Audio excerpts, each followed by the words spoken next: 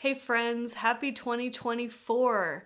Welcome back to the channel, and welcome if you're new here. My name is Kate and we talk about belief in antiquity. As promised, we're starting off the year with some video requests. So this video was requested by a regular commenter here, so thank you so much for that. And the request is to talk about funerary customs, but specifically archaeology, the material remains. We're going to be looking at some pieces that I think are indicative of some of the practices that would have been around in these periods that we're discussing. So I hope this is helpful, especially I hope if you are a regular visitor of museums and you come across this kind of stuff, you'll know a little bit of background for them. So that's really my goal. So without further ado, let's talk about funerary archaeology.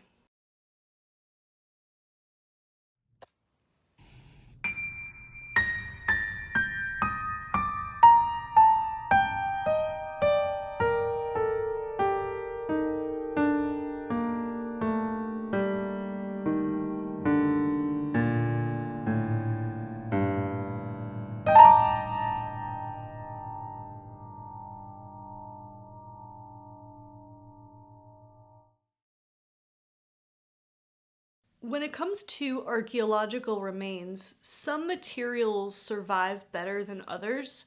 And so when we talk about funerary archaeology, we're really talking about the more robust materials that are left behind. Things like stone, terracotta, metals, so anything from jewelry to weapons tend to survive a little bit better. And then, depending on the context, other things may survive because the environmental conditions allowed for their survival. So, in rare cases, fabrics, wood, organic materials really, those tend to break down faster and they're only preserved in climates like deserts or bogs or stuff. So for the most part, those things are lost to us when it comes to antiquity. The other thing that survives are bones. And I'm not going to spend a lot of time talking about bones because, frankly, I don't want to. First of all, I'm not an osteologist, so I'm not an expert in that. And second of all, it's the new year, and I've been talking about death on this channel since before October, and I'm sick of it. So I'm just going to be talking about things other than human remains, and I hope that that is a good enough compromise for us here. What can we learn from things that survive in a funerary context? There are certain questions that can be answered based on the material remains. Things like, what did this culture, or specifically this family or even this individual, think about the afterlife? Is there evidence that food was being offered or tools were being given to the deceased to take with them? Are there references to mythology or gods of the underworld, anything like that? Or something else? When you look at a broader perspective, this can give us insight into the religion of the culture that the deceased came from. Does their religion accommodate for an afterlife or not? You can get a sense of socioeconomic status. How elaborate is this burial? What would the value have been of the items and objects found inside? If a person is buried with a ton of jewelry, that means that they probably had a lot of money. And you can also get a sense of the general history and culture of the people in question. To take kind of a sad example, something like a mass grave would point to either plague or war, natural disaster, something like that. Viking burials in boats, Viking in scare quotes here, Viking burials where ships were involved, that tells us that the sea was really important to these people in one way or another. The material remains can tell us a lot, even if you don't include the human remains, which can give us all sorts of stuff about age, sex, diet. There's a lot that you can tell even without human remains and even without things that decay like fabrics and paper and stuff like that. So what we're going to do is kind of go through a few examples and see what kinds of questions we can answer. So let's begin with a culture that is very near and dear to my heart, the ancient Etruscans. These were a people living in north central Italy prior to the Romans, and then concurrent with the Romans, and eventually the Romans overtook their land. This culture is so rich and beautiful and leaves behind such an amazing archaeological record, even if they didn't leave behind the same amount of writing, for example. There's no literary tradition in Etruria. There's inscriptions and people's names and stuff, but that's about it.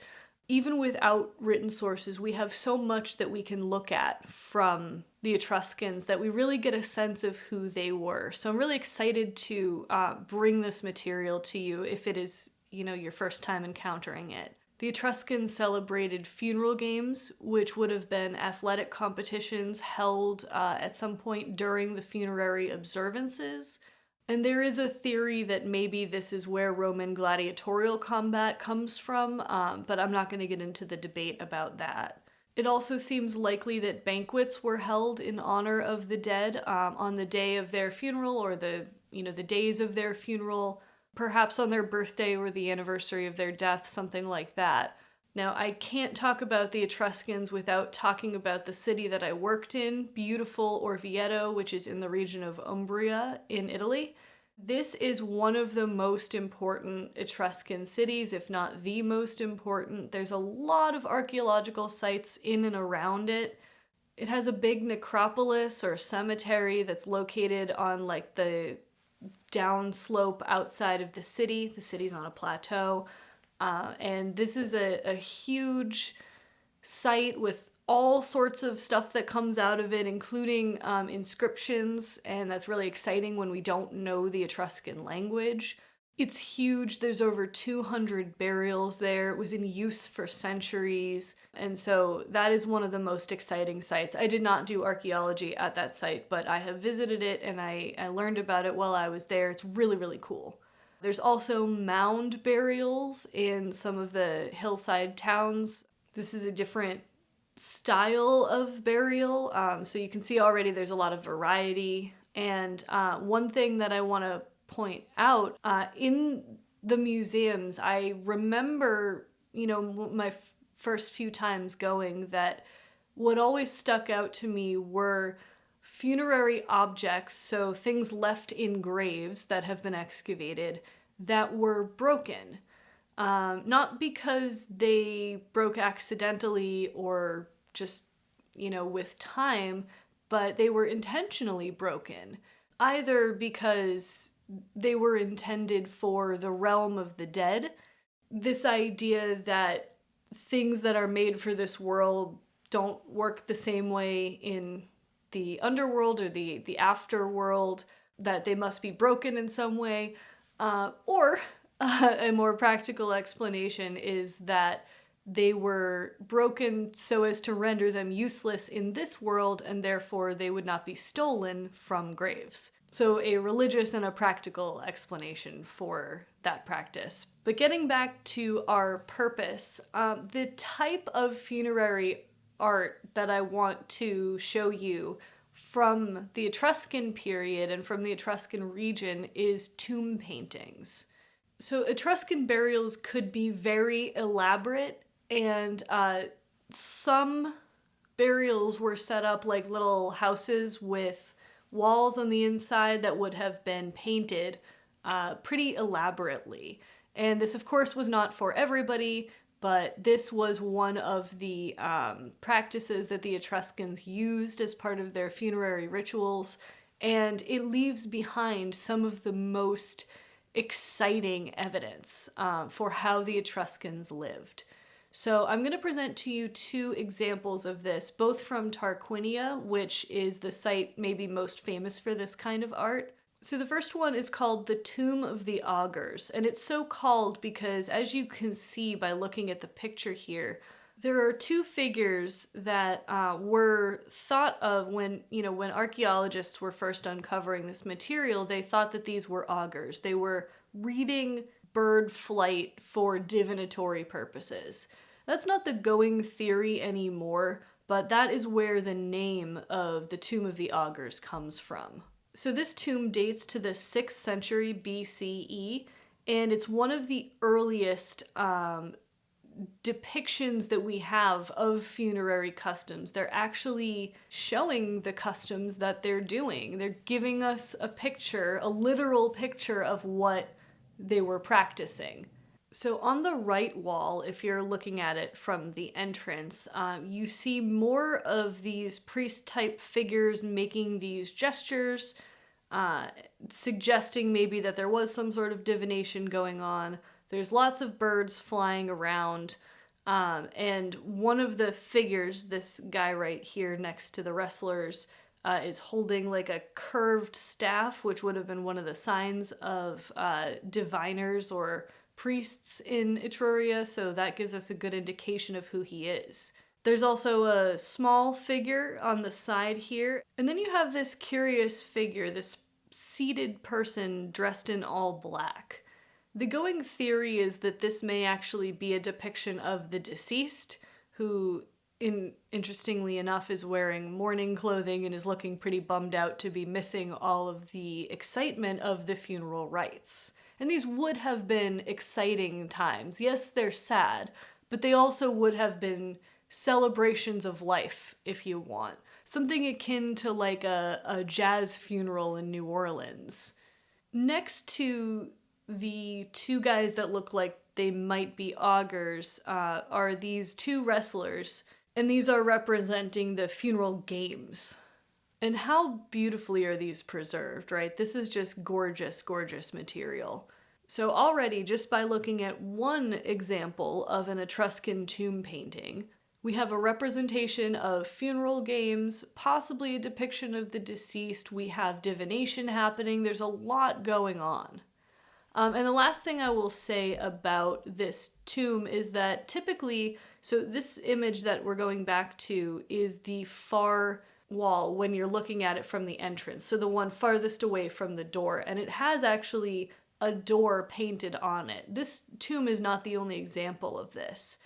The prevailing theory about this is that these are representations of the actual gateway, the door to the underworld. And when you get into some of the later material that I'm not going to cover, there actually are like underworld divinities and demons that are painted like on the sides there instead of these augurs. The other example from Etruria that I want to show you is called the Tomb of the Leopards. This also comes from Tarquinia, and it dates to the 5th century BCE. It's named, as you might have guessed, from the leopards that are depicted on the top of this back wall here. But right under the leopards, you see this totally awesome image of this feast. So the figures are depicted the same as you would see in like Attic pottery, where men are represented in red figure and women are represented in white figure. That is just to distinguish between the two. And it looks like a large crowd of people that are reclining on couches and enjoying this feast. Now, I mentioned that feasting might have probably was part of the Etruscans' funeral customs. So it may be the case that what we're looking at is a depiction of a funerary feast. It would be a suitable subject for a tomb, I think. Now here's one of the side walls. This is the right side. And on it you can see a lot of really beautiful images. I'm just going to say everything is beautiful because it is. I make no apologies. It's gorgeous. On the side here you can see three figures, at least in this picture. This is not the whole wall, but this is who I want to focus on. And I want to start with the two on the right, because they are very clearly and obviously playing musical instruments. So you can see from this tomb that the Etruscans had music, and in fact it looked a lot like Greek music. On the right you can see this is some kind of lyre or kithara. This would have been like a concert stringed instrument. And then in the middle The double reed pipe that you're looking at is called an aulos. And I'm going to link some stuff below about ancient music. It's in the Greek context, but if you're interested, there's a lot to dig into with that. We know that Greece had contact with the Etruscans. We know that they traded a lot back and forth. The Etruscans had their own versions of stories from Greek mythology, for example. So I'm not that surprised to see Greek music here, but it is just a stunning depiction. You don't often get stuff from antiquity preserved this well, so I'm definitely geeking out about it, and I love it. And then the figure on the left-hand side, next to the Aulos player, appears to be dancing. So we have music and dancing. These things naturally go together. They're also holding some kind of vessel. This probably would have been like a drinking cup for wine. And I think that this is related to the feast that we just saw in the first image here. So there's a feast that not only has food, but also wine and dancing and music. So you really get to flesh out what this funeral banquet would have looked like. So this tomb is very famous because of how vividly it paints Etruscan life. So much that D.H. Lawrence wrote about this tomb specifically that they were, quote, a vivid, life-accepting people. Those are just two examples from Etruscan funerary archaeology. There's so much more even beyond tomb painting that you can look at. But even just by looking at these two tombs, you kind of feel like you know the Etruscans a little bit better. You see representations of things like funeral banquets and games, the door to the underworld, perhaps, references to religion, and I'm not even getting into how they're dressed and what they're wearing and how they're painted. There's all sorts of stuff you can tell about the Etruscans just from these two incredibly well-preserved tombs. But I think that I will leave the Etruscans behind for the moment and get us into the Roman context. So Roman funerary customs, much like a lot of other Rome's religious and cultural things, were like a hodgepodge. So they had some Etruscan stuff, some Greek stuff, some stuff from other places. We'll see in a minute how their culture interacted with Egypt. And the thing about Rome is that, like, once you get into the late Republic and early Empire, you see individuals kind of doing their own thing, exploring the possibilities of funerary architecture and really personalizing their tombs for how they wanted them to look. A really good example of that is the Tomb of the Baker, I'll put right here, which is made to actually look like an oven. So reflecting the interests and, occupation of the deceased in life. So you get a lot of variation.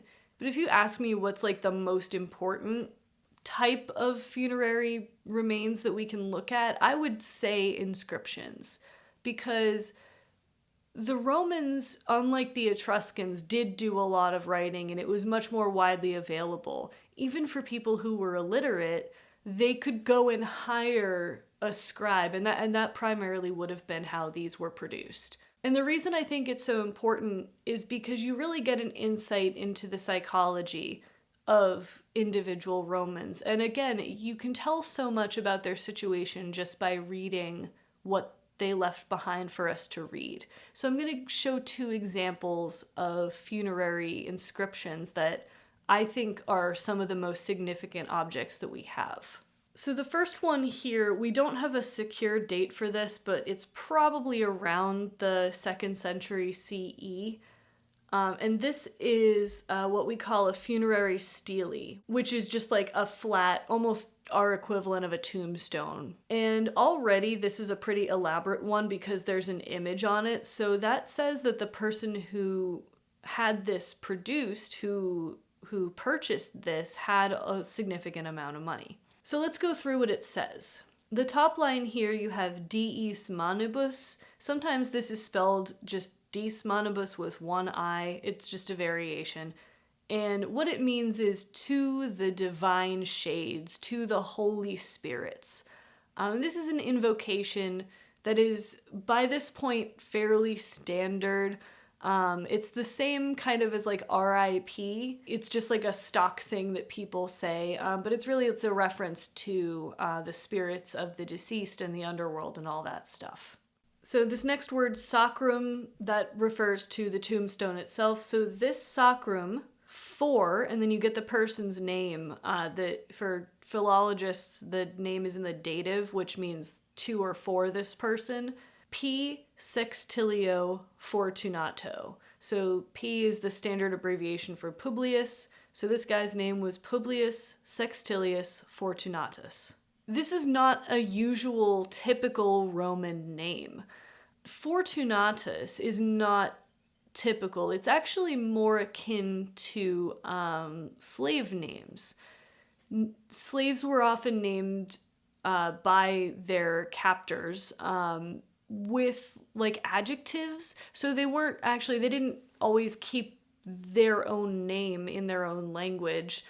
They were given this other name. And so you see a lot of slaves named Felix, for example. So like lucky, fortunate one. Fortunatus is another one. So this tells us already that something interesting is going on here. So let's keep reading.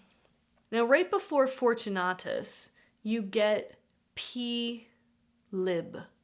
Okay, so this is an abbreviation. P again for Publius. And then the LIB is an abbreviation for the word libertus. A libertus was a particular social designation, which we usually translate as freedman or liberta, freedwoman, or liberti, freed people. And this was a social class that was in between like the common freeborn citizens and the lowest rung of society, which was people who were currently enslaved. Libertus, a freedman, was someone who had been enslaved but was no longer enslaved for whatever reason. And there were lots of reasons why this would happen. Manumission was comparatively common, at least like way more common than it was in the American system. So there were a lot of liberty in Rome, and enough to make it like a separate designation of people with specific rights and restrictions on them. So our question about Fortunatus and how he got his name, now we know.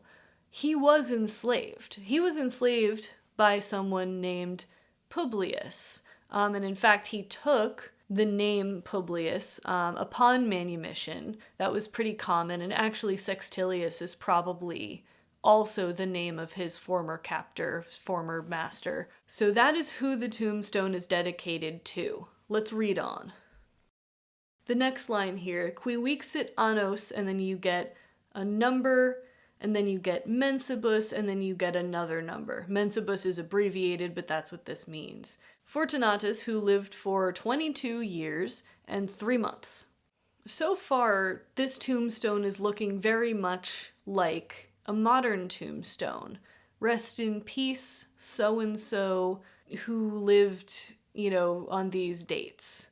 Now, I like this a lot because it looks almost as if the scribe had originally written 21, and then the purchaser of the tombstone was like, no, 22, and then they had to carve an extra one on the side there. I love that. I think that's pretty cool. That's one of the reasons why I like this a lot, because not only do you get to read what it says, but you also get to see the way that it was inscribed, and that tells you a little bit more about the interaction between the purchaser and the producer. Let's read on. Sextilia P. Lib. Isias. Okay, so now things get interesting. You have Sextilia, which is the feminine version of Sextilius. So this is some kind of relative of our guy, Publius Sextilius Fortunatus.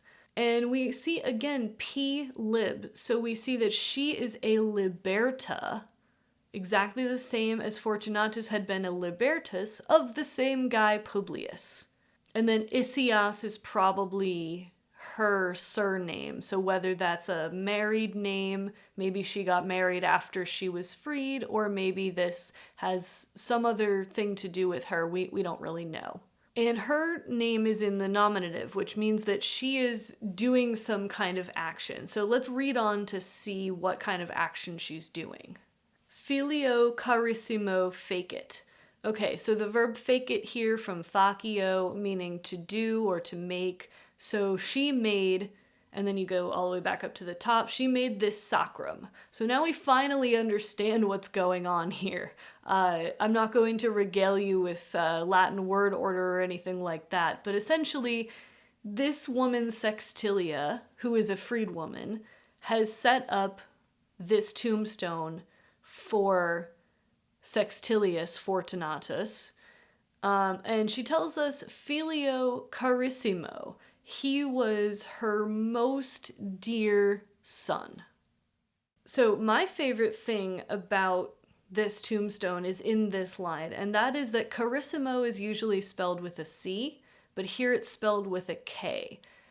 Latin didn't have the letter K, they used C for everything, but Greek had a K, and Greek was the literary language, and it was the language of the most learned people, and in fact, slaves who were captured from Greece were often put in positions where they were expected to read and write. So things like tutors or doctors or maybe scribes, maybe producers of tombstones.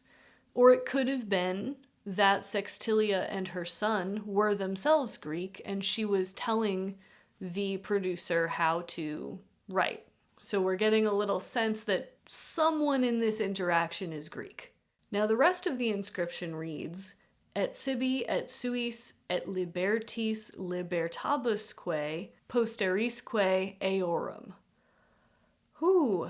Sextilia Isias made this tombstone for her most dear son and for herself and for suis. This is kind of like you and yours. It means like made it for herself and for her people, for her kinsmen, for her friends and family, for her loved ones. And libertis libertabusque posterisque eorum. And her freedmen and freedwomen and their descendants. If you haven't already picked up on it, what this is saying is that Sextilia is dedicating this to her freedmen and freedwomen, or to her son's freedmen and freedwomen, which indicates that Sextilia and her son, upon manumission, themselves actually purchased slaves who they subsequently freed. The fact that former slaves themselves were enslaving other people and freeing them the way that they themselves had been freed.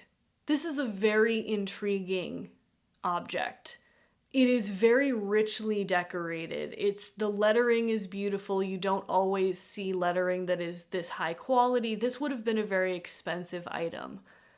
And it's true that freedmen and freedwomen did actually have an opportunity to make a lot of money in Rome, some of which may have been used to continue on in the system of slavery and to purchase slaves of their own.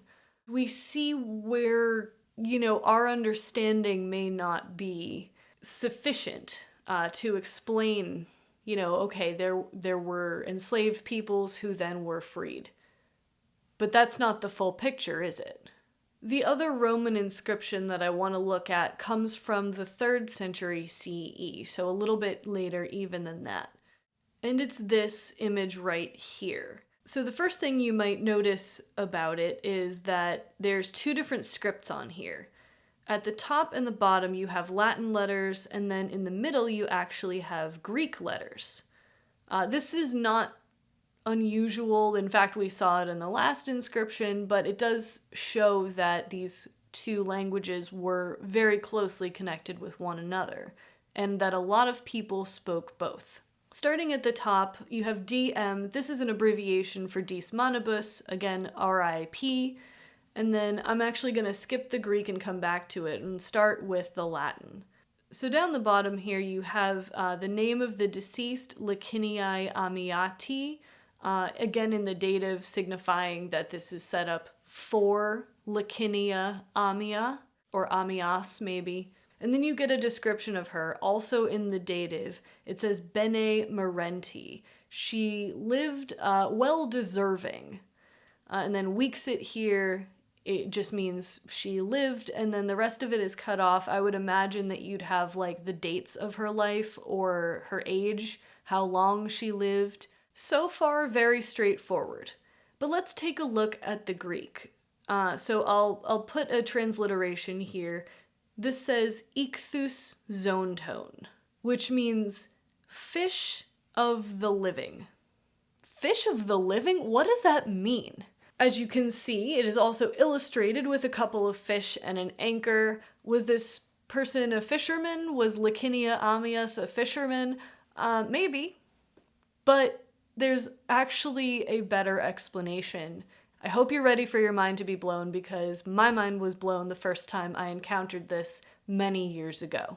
You may have actually seen a bumper sticker that looks like this, or a poster, a magnet, a tattoo. This is a Christian symbol of a fish. Why a fish? Well, if you take the word for fish in Greek, which is ichthus, and you parse it out, you see that it is an acronym. Jesus Christos Theou Huios Soter.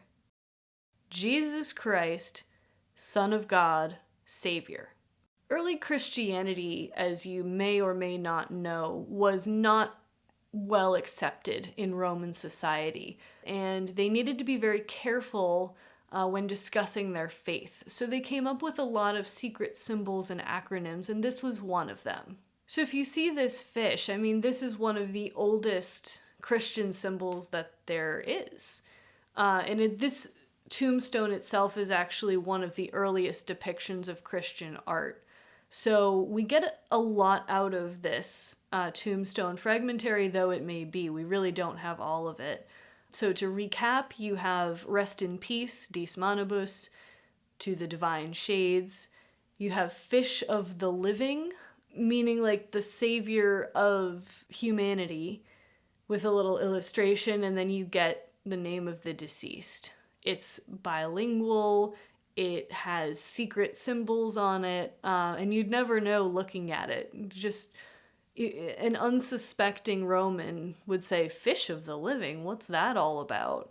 The person who made this must not have known Greek very well, and move on. So it's a way for Licinia Ammias to include her religion without there being any blowback on her loved ones.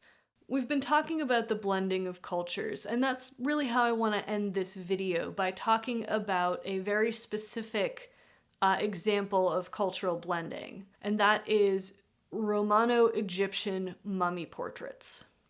If you know anything about funeral customs in antiquity, you probably know that Egyptians mummified their dead, sometimes, finances depending, and that they constructed pyramids. They left behind sarcophagi, more or less elaborate, again, depending on the socioeconomic status of the deceased. So like everyone else who encounters Egypt for the first time, the Romans thought that Egypt was really cool. They had known about Egypt for a long time, but it wasn't until the Augustan period, with the fall of Cleopatra and Antony, that Egypt came under Roman control, and Romans were moving there and settling there in large quantities. Egypt was already a cosmopolitan mix of cultures. It had spent some time being ruled over by the Ptolemies, which were a Macedonian Greek dynasty, the successors to Alexander the Great,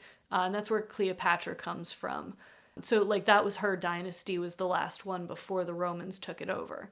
There were also a lot of Jews living in Egypt, particularly in Alexandria, which was the capital where the Ptolemies were. So the Egypt that Rome took over was already a mix of cultures.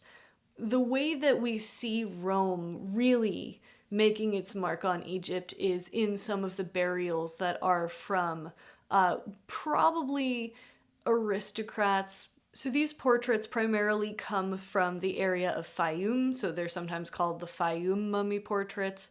And these are upper class burials. They would have been expensive to make. Interestingly enough, dental records show that they were more often than not ethnically Egyptian, but certainly Romanized in terms of how they dressed and things like that. And we'll see some of that in the images. So these portraits were in true Roman fashion, very lifelike, based directly off of what the person actually looked like. So that's really helpful for us. And they're painted primarily on wood, and they're placed like on top of the sarcophagus where the face would be. And we have a ton of them. So what can we tell from looking at these? Maybe their most significant contribution in terms of visuals is that we get a sense of how people dressed, what people wore for accessories, hairstyles, and you can see, you can almost like date different burials to different periods based on the hairstyle and the jewelry and stuff. It's really, really useful as a tool. And it also shows us that, like today, fashions change, things come in and out of favor. So I want to show you two of these. Now, I'm not an expert in Egyptian materials, so I can't really give you all that much insight, but I can give you a little bit of data about each of these and just let you look at them and see. You almost feel like you're in the room with the person. It's a little bit unsettling, I think, in a way that is productive. So this is the first example, and we know her name. It's written somewhere on her sarcophagus. Her name was Isidora, which is a Greek name, which means gift of Isis. And we know that she must have been very wealthy because of the way that she's depicted. She's decked out in what looks to be like a gold wreath of some kind on her head, really elaborate earrings and necklace and clothing. This is a very, very fancy portrait of someone who clearly was very wealthy. And this is something different. This is clearly a child. And again, we have his name, Eutyches, or good fortune. I find it very poignant and a little bit sad that someone who was named clearly because there was hope for what he would be when he grew up, he never made it. It shows antiquity, in my opinion, in a different light. You feel more close to ancient people. You feel like you can see them and get a sense of what they did, how they lived. They danced, they played music, they ate and drank. They participated in the economy, the good parts of it, and the bad. We see what they did for work, the gods they worshipped, the religious beliefs they practiced. And when it was time, we see how they buried their dead. Thank you so much for watching. I hope you found this video useful. Thank you again for the request. I'm going to keep doing these requests, so if you have more, put them in the comments below. If you like this video, you can let me know by leaving a thumbs up down below. And as always, I'll see you in the comments.